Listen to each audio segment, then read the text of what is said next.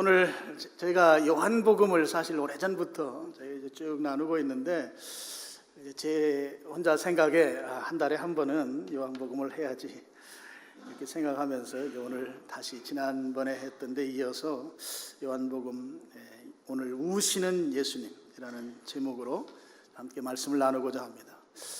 더울 때는 설교도 좀 짧게 하는 게 여러분들에게 은혜가 될 것이다 생각해서 제가 좀 줄인다고 줄였는데 제의 그 단점 가운데 하나가 잘 못 줄이는 겁니다. 이해를 하시고 들어주시면 좋겠습니다. 오늘 본문은 나사로의 그 삼남매가 있죠. 마르다, 마리아, 나사로 있는데 그 중에 특별히 막내인 마리아에게 초점이 맞춰져서 내용들이 기록되고 있습니다.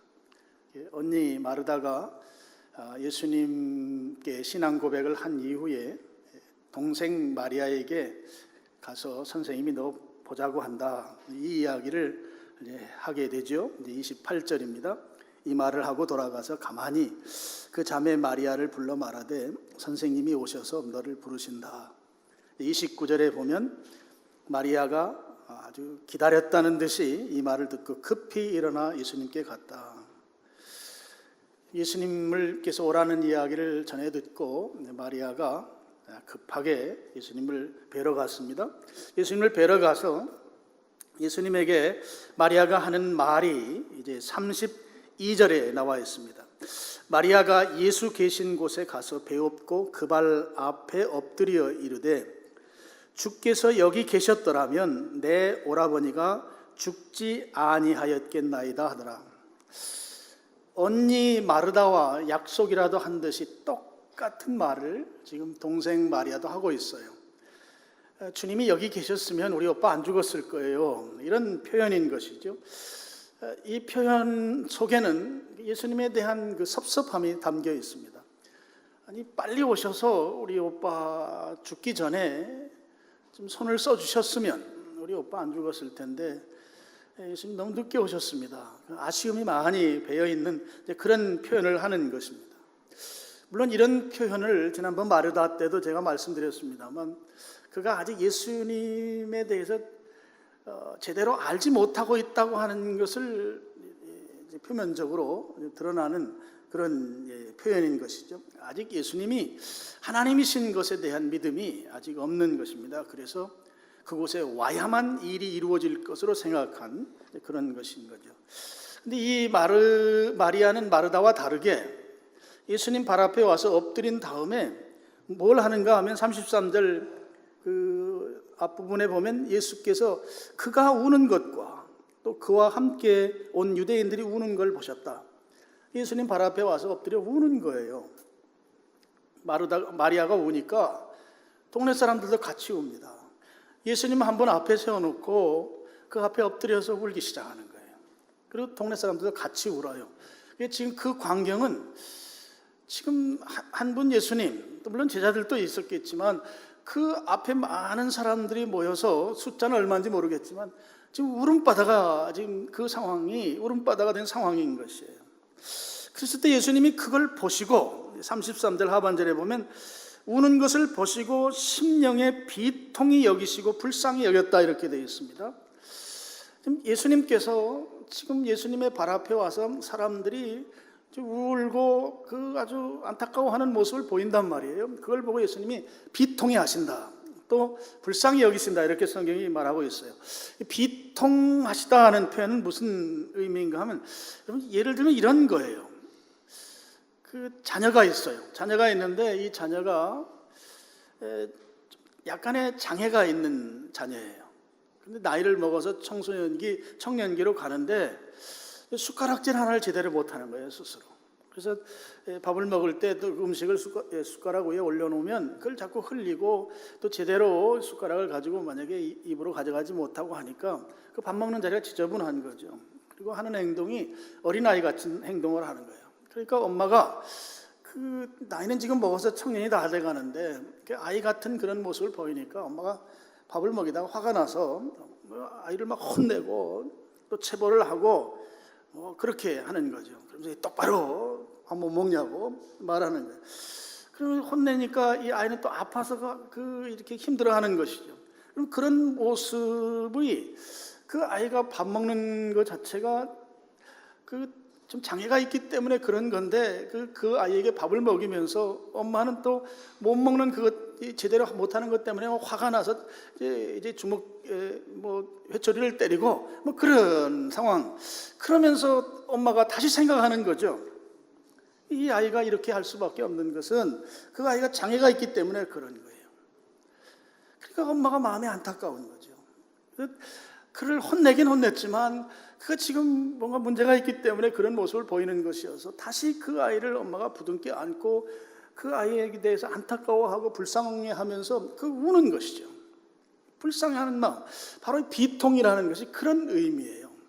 지금 이 사람들이 하고 있는 행동은 지금 무엇인가 제대로 알지 못하기 때문에 뭔가 부족한 그런 모습들이 제대로 알면 이렇게 하지 않을 텐데, 근데 그런 모습으로 지금 예수님 발 앞에 와서 지금 울고 있는 거예요. 마리아뿐만 아니라 같이 유대인들 같이 다 울고 있는 상황인 것이죠. 근데 예수님이 그 모습을 보면서 한쪽에서는 화도 나시고 또 한쪽에서는 이 사람들이 너무 불쌍한 거예요. 지금 이렇게 하고 있는 모습이. 적어도 예수님께서는 이들에 대해서 그 비통함을 느끼는 것은 적어도 지금 앞에 와서 울고 있으면서 예수님이 여기 계셨으면 우리 오빠 안 죽었을 거예요 하면서 울고 있는 이 마리아와 그 동네 사람들을 보면서 지금 그들 앞에 있는 예수님이 누구인지를 제대로 인식하지 못하는 거죠.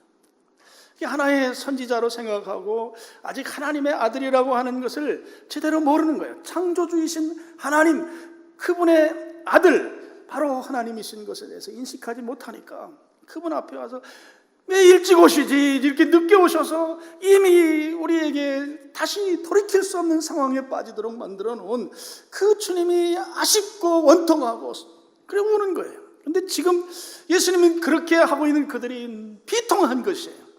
내가 누군지 알았다면 이들이 이렇게 하지 않을 것이다. 또 한 가지가 있죠. 지금 예수님께서는 잠시 후면 죽어서 이미 나흘이나 된 그 나사로를 살려낼 계획을 갖고 계신 것이죠.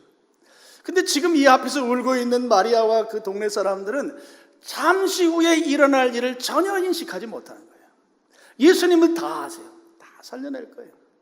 근데 잠시 후에 일어날 그들에게 있어서 상상하지도 못한 일, 기대하지도 않았던 놀라운 일이 그들 앞에 펼쳐질 것인데 그것에 대한 전혀 인식이 없고 무지하기 때문에 지금 울고 있는 거예요. 비통한 거죠. 제대로 예수님만 바로 알았더라면 지금 그들이 예수님 앞에 와서 그렇게 같이 울음바다를 만들 것이 아닐 건데 그들은 지금 예수님이 일찍 오셨으면 이런 일이 안 일어났을 것인데 늦게 오셔서 너무너무 섭섭해요.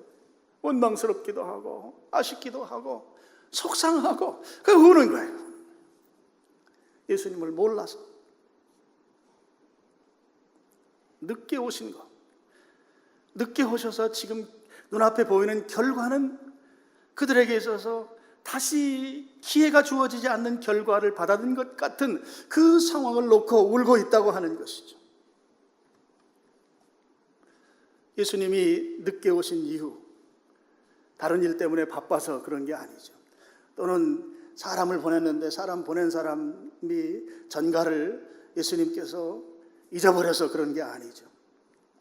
지금 그들은 예수님이 늦게 온 이유를 지금 모르는 것이죠. 왜 예수님 늦게 오셨어요? 일찍 오셨으면 우리 오빠 안 죽었을 텐데요.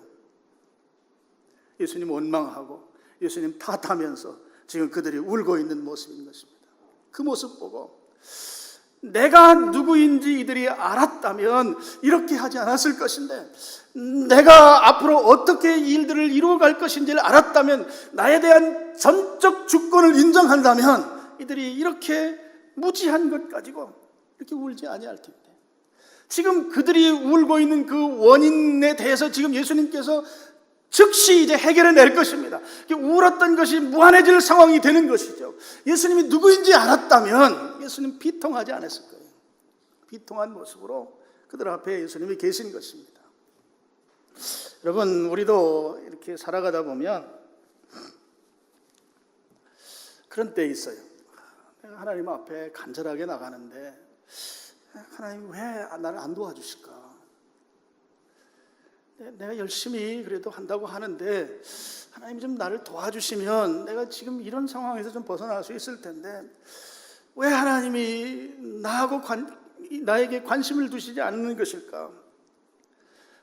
지금 특별히 우리 살아가면서 그런 주님 위해서 봉사하고 헌신하고 또 교회에서 중직을 가지고 주님을 섬기는 사람들 가운데 더 그럴 수 있어요. 왜 내가 주님 위해서 그래도 일한다고 일하는데 왜 나에게 이런 어려움이 자꾸 생기는 거고 이 생긴 어려움이 왜 해결이 안 되는 것일까? 주님이 원망스럽고 아쉽고 막 섭섭한 마음이 생길 수가 있어요. 여러분, 마르다와 마리아도 마찬가지죠. 예수님께서 예루살렘에 오실 때 베다니아에 있는 나사로의 집에서 쉬셨어요. 그리고 우리 성경에 나오는 거 보면 아주 극진히 대접했습니다. 아주 그 마르다 같은 경우는 정말 열심히 환대했어요. 그리고 열심히 주님 위해 섬기고 봉사했단 말이에요. 그런데 그 집에 이런 큰 우환이 생겼어요. 근데 주님이 조금만 일찍 오셨으면 그러면 이런 일들이 생기지 않았을 것인데 늦게 오셔서 이제 돌이킬 수 없는 상황이 됐습니다. 왜 나는 나대로 주님 위해 열심히 섬긴다고 섬기고 충성한다고 충성하고 잘 주님 따라갔는데 왜 주님은 나에게 관심을 두지 않는 것입니까? 왜 나를 안 도와주셔서 왜 내가 가는 길에 이렇게 주님 관심 안 가져주셔서 나로 하여금 이런 고통 가운데 살게 합니까?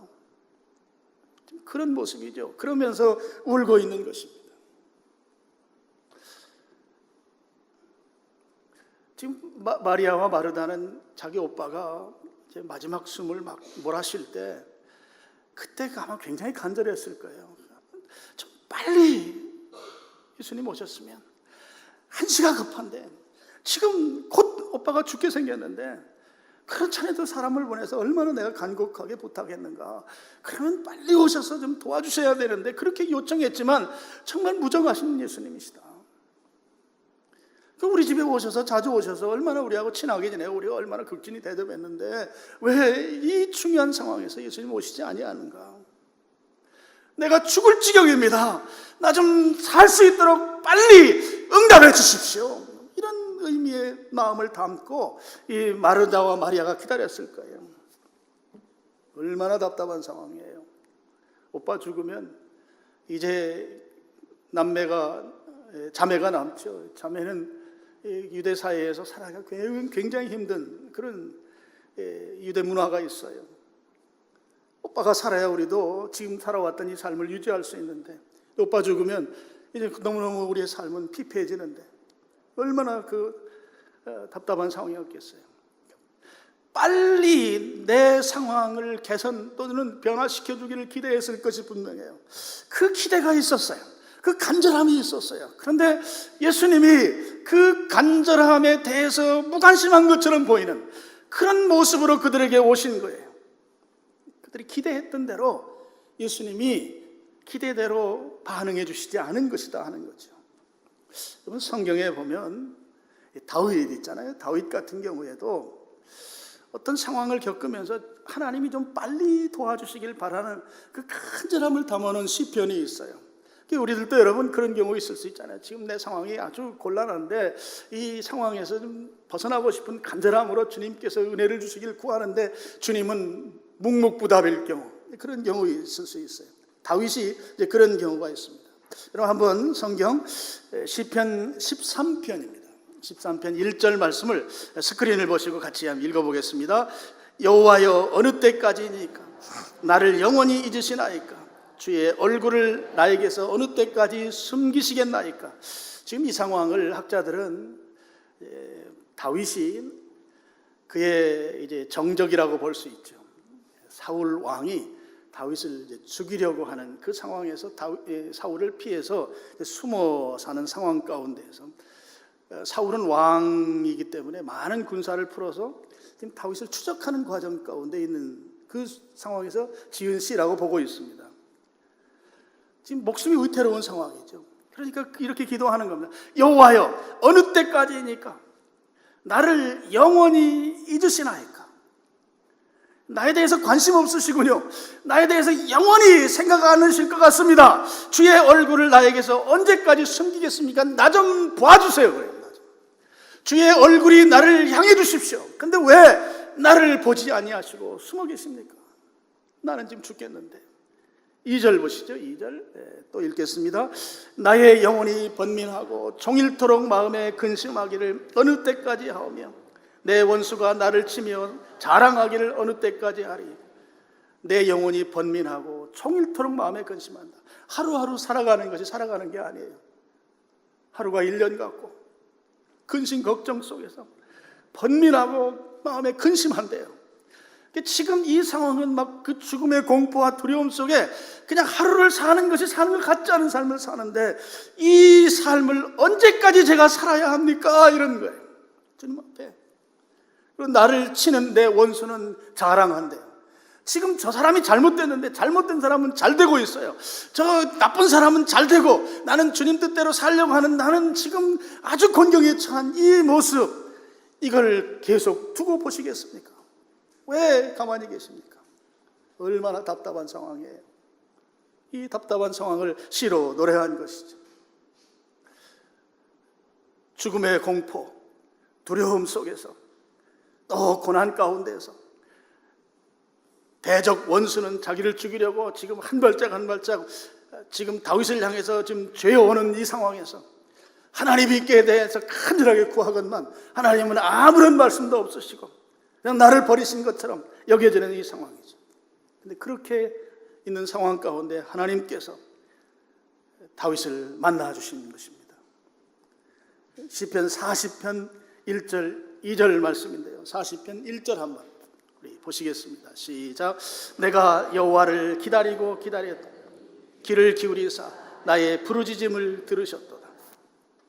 하나님이 버린 것 같은 그 상황 가운데 다윗이 있었어요. 그 상황에서 다윗이 취한 한 가지 정말 신앙적 행동이 하나가 있어요. 그게 무엇인가 하면 1절입니다. 내가 여호와를 기다리고 기다렸더니. 그 상황 가운데서 이 다윗은 하나님께서 일하시기 전에 자기 마음대로 다른 행동을 하지 않았다는 거예요. 하나님을 기다렸다는 거예요. 기다리고 기다렸더니. 성경에 이런 말이 반복되는 것은 같은 의미에 또는 같은 의미를 담은 다른 단어를 중복해서 말씀하는 이 성경의 표현법은 강조예요. 중요하다는 뜻이에요. 다윗이 기다릴 수 없는 중에 기다렸다는 거예요. 기다릴 수 없는 중에 내가 여호와를 기다리고 기다렸더니 여호와께서 귀를 기울이셔서 나의 부르짖음을 들으셨다 하는 것입니다. 하나님은 들으시면 해결됩니다. 사람은 듣고도 들은 대로 반응하지 않을 수 있어요. 하나님은 들으시면 들은 대로 일하시는 분이에요. 신명기 14장인가요? 거기 보면 내 귀에 들린 대로 내가 시행하리라. 이게 무서운 말이거든요. 긍정적인 측면에서는 좋은 의미지만 부정적인 측면에서는 이게 혼날 일이란 말이에요. 주님이 귀를 기울여서 들으셨다는 거예요. 버림받은 줄 알았는데 그가 인내했더니 하나님이 나의 기도를 들으셨다는 거예요. 하나님께서 일하실 때까지 다윗이 취했던 행동 한 가지, 정말 멋진 행동 하나가 있는데 그것이 기다리는 거였어요. 인내하는 거였어요. 하나님의 뜻을, 하나님의 일하심을 기다렸다는 거예요. 하나님의 뜻, 하나님의 일하심. 근데 우리가 이런 상황일 때 기다릴 수 있는 힘이 있는가? 그런 잘 아는 아브라함의 경우에도 하나님의 약속을 주셨지만 약속이 내 앞에 실현되지 않으니까 10년 동안 잘 기다리다가 인간적 방법을 선택해요. 기다린다는 게 결코 쉽지가 않아요. 근데 다윗은 한 가지 놀라운 특징이 그는 기다리고 기다렸다는 것이죠. 하나님께서 말씀하시기 전에, 하나님이 일하시기 전에, 하나님께서 내 부르짖음에 응답하시기 전에, 응답의 사인이 보이기 전에는 그는 다른 일을 하지 않았다는 거예요. 이게 놀라운 일이에요. 고난 가운데 있고 답답한 가운데 있고 빨리 응답되기를 바라는 간절함이 우리 속에 있을 때, 그때 기다릴 수 있는 힘이 있는가? 기다리면 하나님께서 우리의 부르짖음을 듣는다 하는 것이죠. 그래서 2절 보시죠. 40장 2절 같이 또 읽겠습니다. 시작. 나를 기가 막힐 웅덩이와 수렁에서 끌어올리시고 내 발을 반석 위에 두사. 예, 두 가지를 대조해서 말하죠. 하나님께서 기도를 들으시기 전의 상황, 수렁과 웅덩이와 수렁에서 헤매도록 만드는 거죠. 웅덩이와 수렁은 걸으면 걸을수록 더 깊이 빠지는 자리예요. 늪이죠, 늪. 하나님이 기도를 듣지 아니하는 삶, 하나님께서 내 기도에 응답하지 않은 그 상황, 늪과 같은 웅덩이 같은 그런 수렁에서 사는 그 삶, 하루하루가 고통스럽고 하루하루가 견딜 수 없는 그 상황이죠.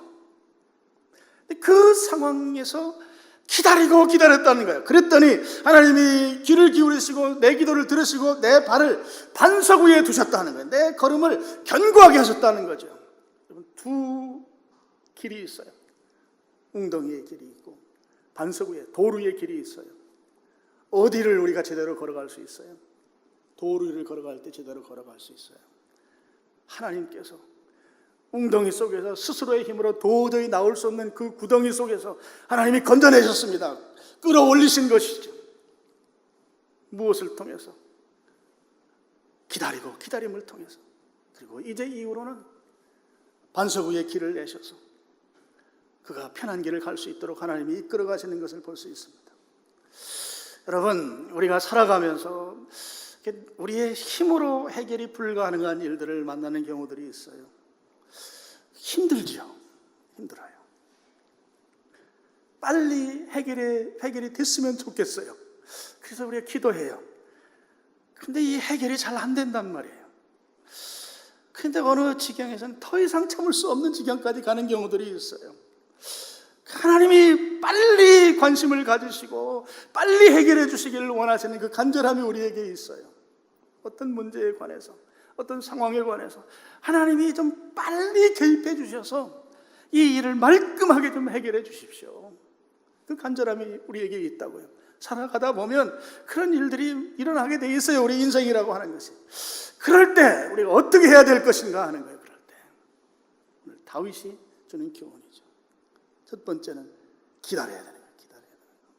기다려라. 언제까지 기다리는가? 하나님이 말씀하실 때까지, 하나님이 그 문제를 해결해 주실 사인이 보일 때까지 기다리라는 거죠. 근데 기다리는 게 어려워요.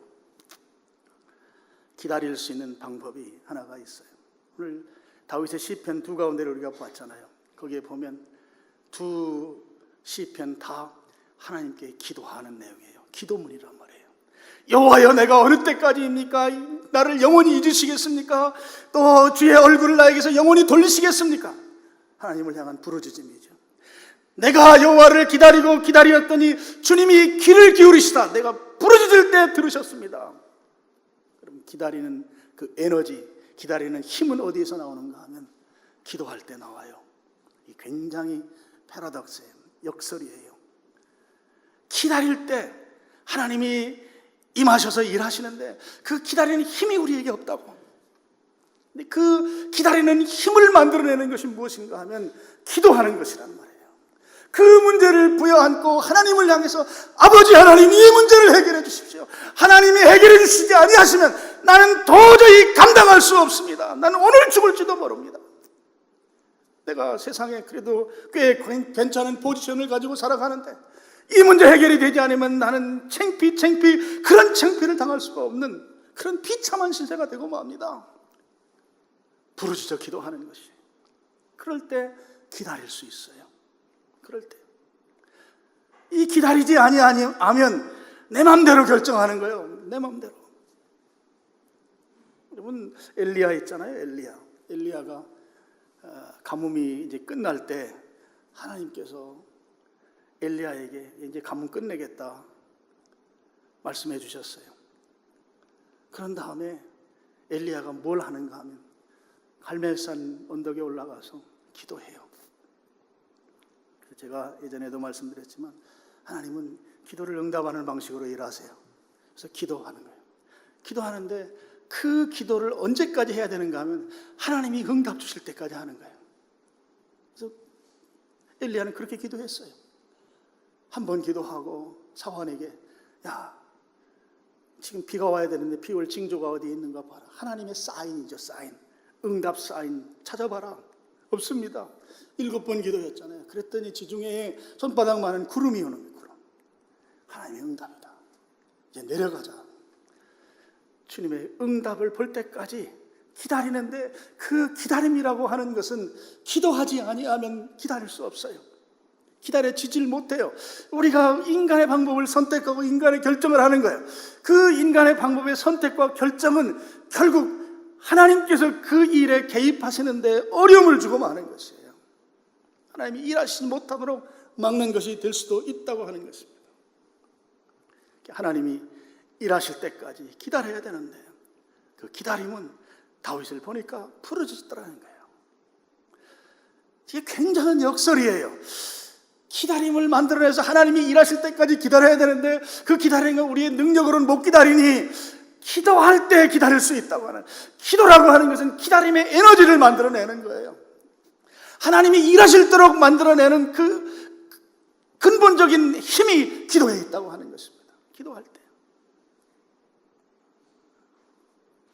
답답한 상황, 해결이 안 돼서 어려운 상황 가운데에서 또 한 가지 우리에게 주시는 은혜가 있어요. 여러분, 오늘 말씀의 35절입니다. 예수께서 눈물을 흘리시더라. 예수님이 우셨다 하는 거죠. 왜 우셨을까? 성경에 예수님이 우셨다는 게 한 3번 정도 나오는데요, 나사로가 죽은 것 때문에 예수님이 우신 것은 분명히 아닐 거예요. 왜냐하면 조금 있으면 나사로를 살려낼 것이기 때문입니다. 그리고 이 장면에서 왜 우셨을까? 마리아와 동네 사람들이 예수님 발 앞에서 지금 울고 있어요. 그 모습을 보고 비통해 하셨어요. 또 불쌍히 여기셨어요. 그러면서 예수님도 우셨다는 거예요. 저는 예수님의 여기에 울음은 영어로 말하면 심패시, 동감의 눈물이에요. 동감. 예수님 곧 다시 살리세요. 지금 그들이 울고 있는 이 울어야 되는 그 울음을 만들어내는 원인을 예수님이 곧 해결하실 거예요. 그래서 지금 울어야 될 이유는 아무것도 없는 상황이 되도록 예수님께서 만들어 주실 거예요. 나사로를 살려낼 것이니까요. 그러면 예수님이 곧 다시 살릴 이 나사로, 그 때문에 이들은 그것을 모르고 지금 울고 있는 것이죠. 그걸 슬퍼하면서 그 아픔 가운데 있는 그 모습을 보고 예수님이 동감하시면서 같이 울어주시는 것이라는 거예요. 이 문제가 곧 해결돼요. 근데 지금 예수님 발 앞에 와서 마리아와 동네 사람들이 울어요. 슬퍼하고 있어요. 아파하고 있어요. 이거 해결이 곧 해주신다고 예수님이. 그런데 지금 우시는 거예요. 같이. 무엇이에요?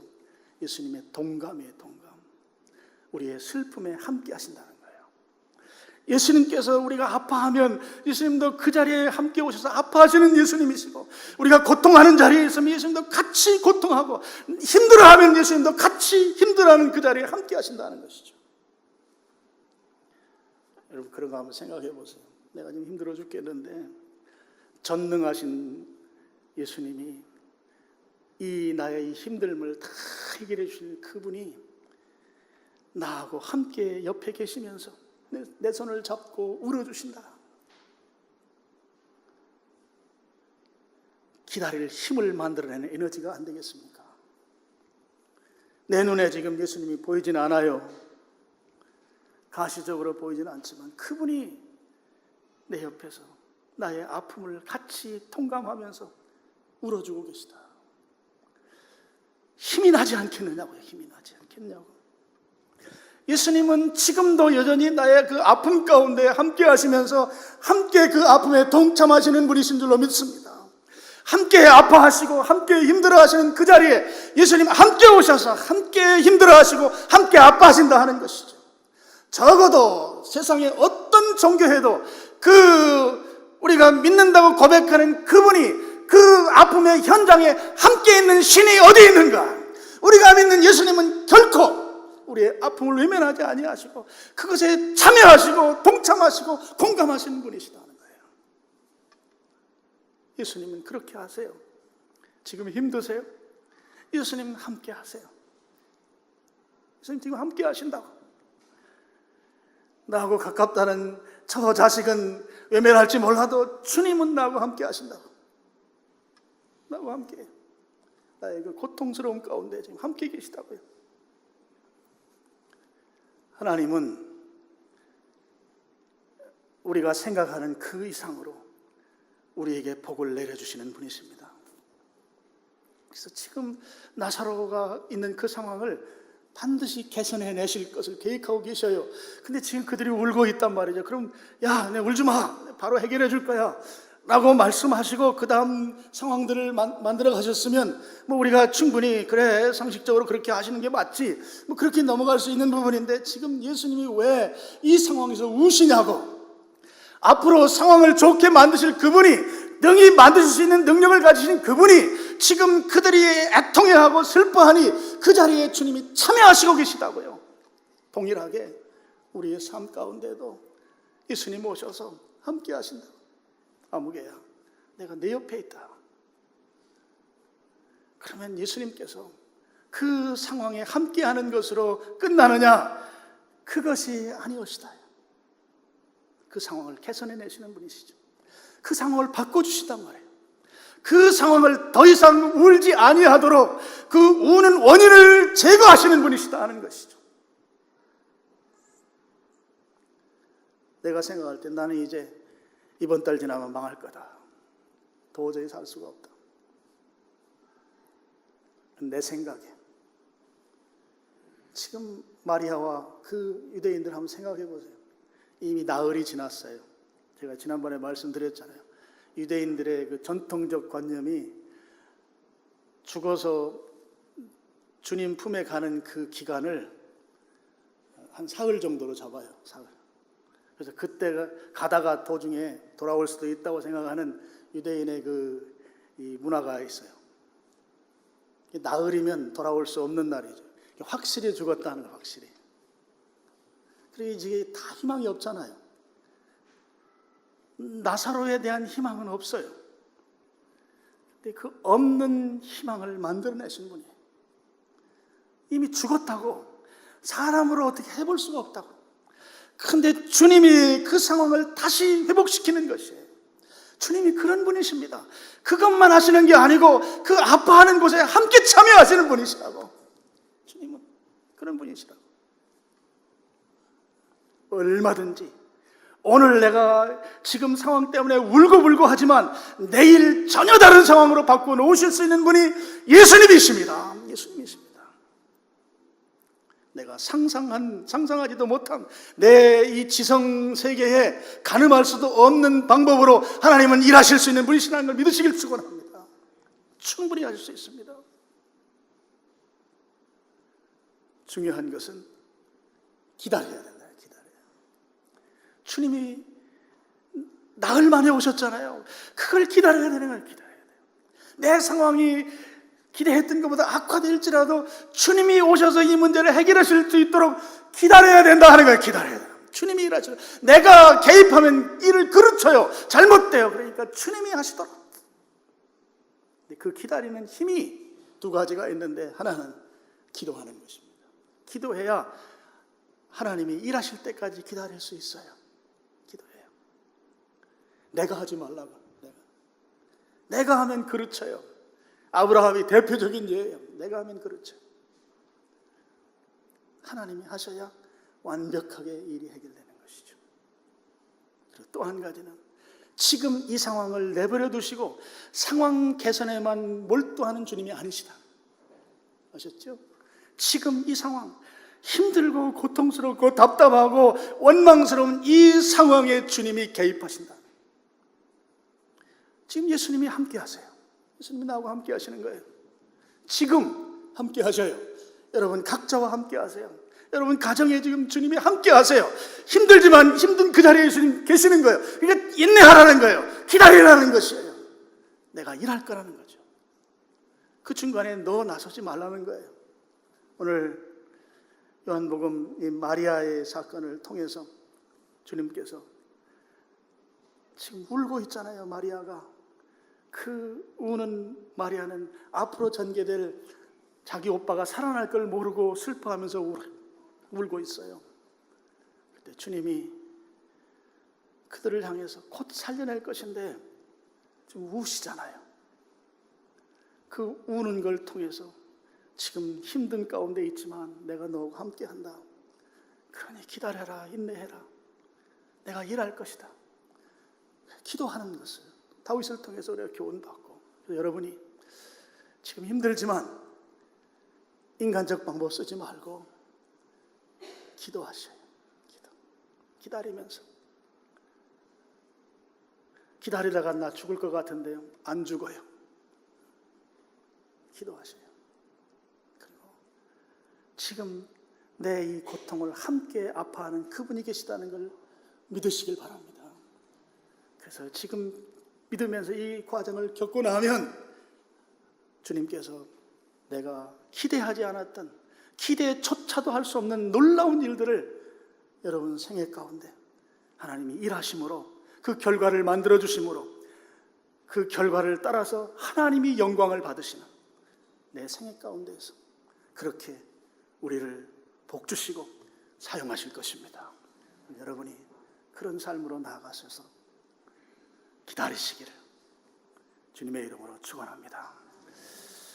아버지 하나님,